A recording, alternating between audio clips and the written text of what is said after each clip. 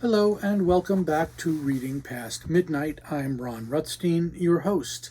Today I'm going to be reading 7 sonnets from the Penguin Book of the Sonnet.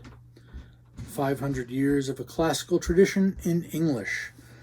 Just a reminder that when we reach 100 subscribers, I'll be giving away this copy of Hawthorne's Tales and Sketches from the Library of America. It is a used copy, but it is a very clean copy and in excellent condition, as you can see. To enter the giveaway, all you have to do is put something in the comments, and I will be choosing at random from everyone that's made a comment up until, from when we started, up until we reach 100 subscribers. As of this recording, we're at 23, so not quite a quarter of the way there.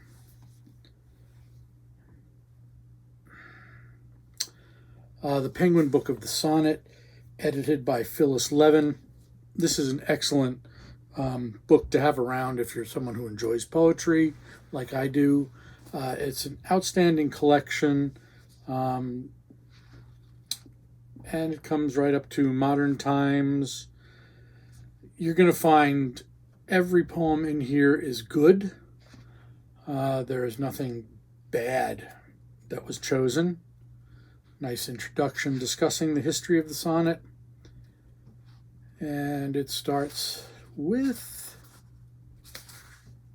Sir Thomas Wyatt and ends suggestions for further reading, some explanatory notes.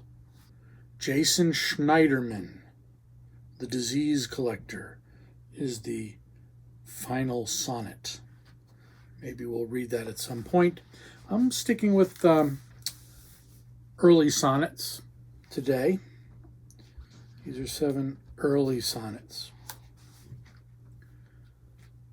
Sir Walter Raleigh, a vision upon this concept of the Fairy Queen. Methought I saw the grave where Laura lay within the temple where the vestal flame was wont to burn, and passing by that way to see the buried dust of living fame, whose tomb fair love and fairer virtue kept. All suddenly I saw the Fairy Queen, at whose approach the soul of Petrarch wept, and from thenceforth those graces were not seen, for they this queen attend, in whose stead oblivion laid him down on Laura's hearse. Hereat the hardest stones were seen to bleed, and groans of buried ghosts the heavens did pierce, where Homer's sprite did tremble all for grief, and cursed the access of that celestial thief. For those of you that don't know, Laura is the woman to whom Petrarch dedicated his sonnets. Married woman who had this crazy poet chasing her around. Michael Drayton, from Idea in 63 Sonnets. This is number 5. Nothing but no and I and no. How falls it out so strangely, you reply? I tell ye fair, I'll not be answered so, with this affirming no, denying I. I say I love, you slightly answer I. I say you love, you pull me out a no. I say I die, you echo me with I. Save me, I cry, you sigh me out a no. Must woe and I have naught but no and I? No, I am I, if I no more can have. Answer no more, with silence make reply. And let me take myself what I do crave. Let no and I with I and you be so, then answer no and I and no.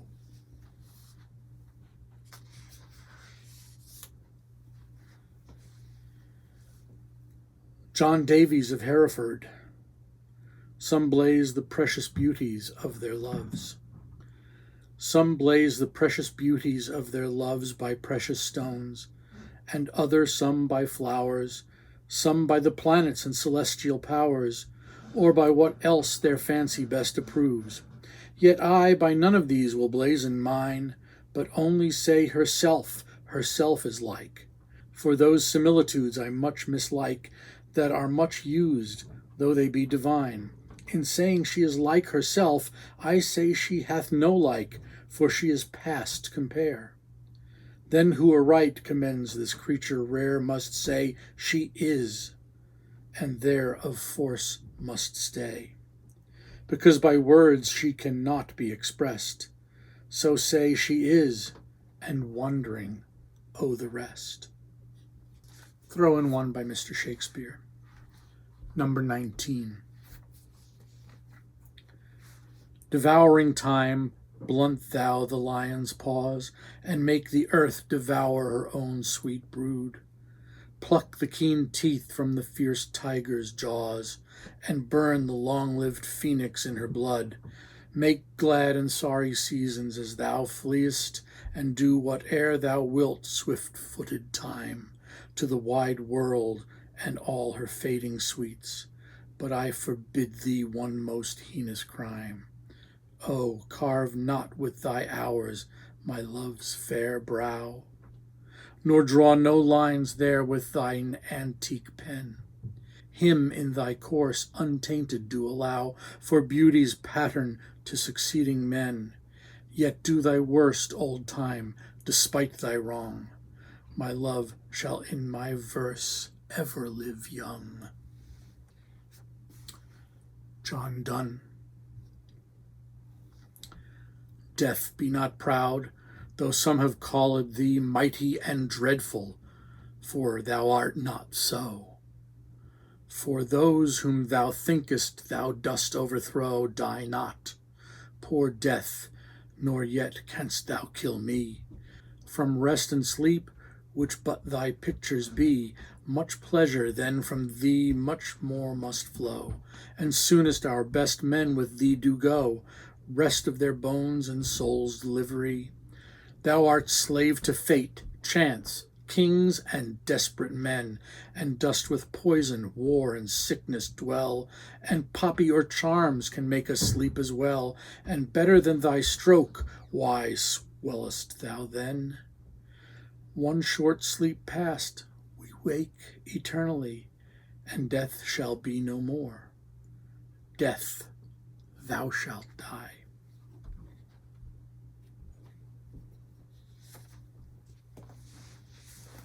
Robert Herrick.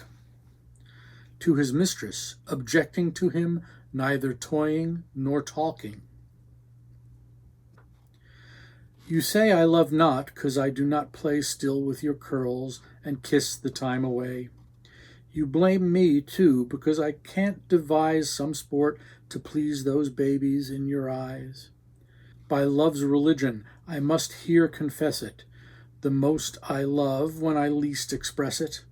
Small griefs find tongues, full casks are ever found to give, if any, yet but little sound. Deep waters noiseless are, and this we know, that chiding streams betray small depth below.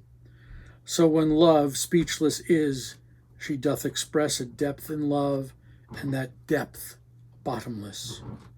Now since my love is tongueless, know me such, who speak but little, 'cause I love so much.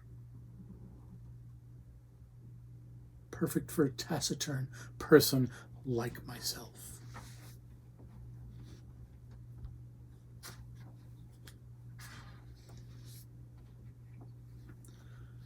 And the seventh poem for today, John Milton.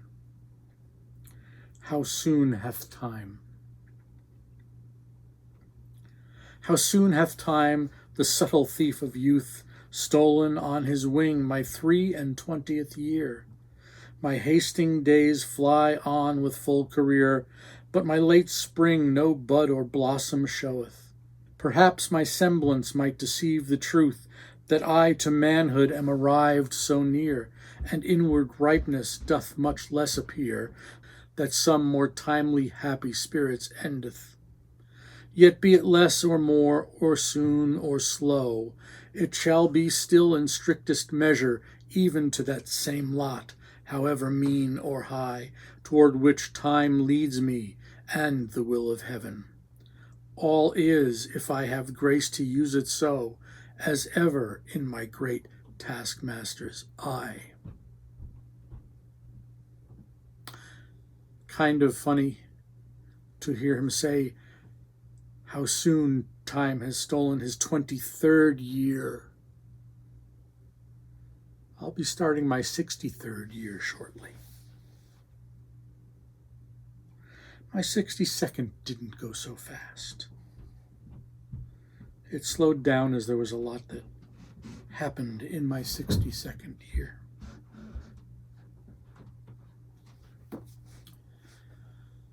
Thank you for joining me for the Poetry Project number 3 at Reading Past Midnight.